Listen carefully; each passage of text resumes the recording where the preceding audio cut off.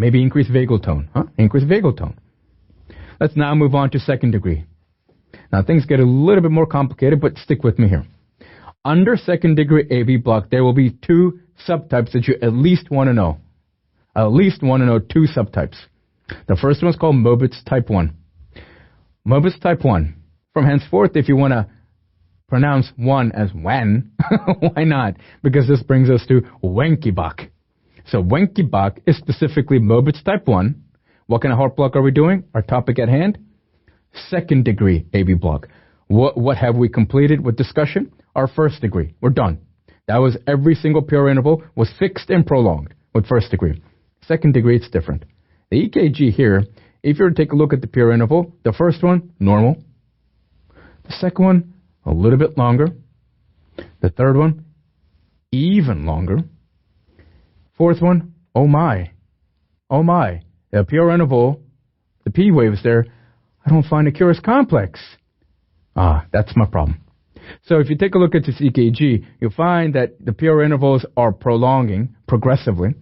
Then the curious complex drops spontaneously, abruptly.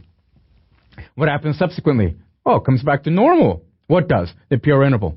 The PR interval will be normal on that first strip or rhythm. The second one, the PR interval will be a little bit longer. And by this, that's what I mean to say, you really want to know what a little box is. What's that little box time? 0.04. What's a big box time? 0.2 seconds. Remember that?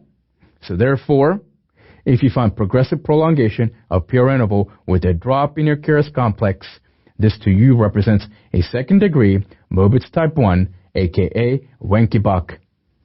This is a frequently tested rhythm. You want to know it? Yes, you do. Beat is dropped.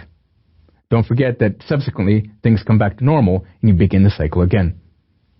That completes our discussion of Wenckebach. Let's move on to Mobitz type 2. Before we do so, though, I want you to take a look at the bottom strip here. On the bottom strip, you'll notice that the PR interval is progressively getting long, and then in certain rhythms here, you find that the curious complex is not even present. And then, once again, you begin that cycle of progressive prolongation of your PR interval.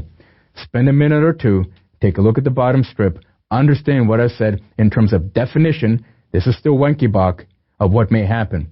Because on your license exam or an attending in which you moved into a cardiology rotation will hand you a 12-lead ECG, and what's your reaction?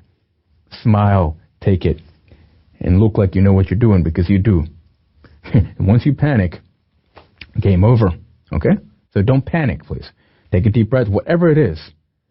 Every single patient, every single question, every single piece of paper that you get is kind of like how an ER does triage.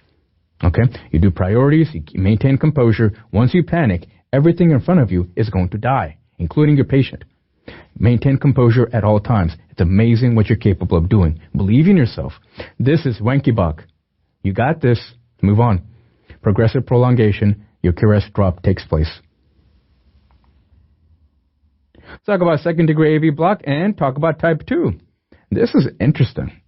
Here, the bottom line is P waves without subsequent curious complex and no change of your PR interval. You see that?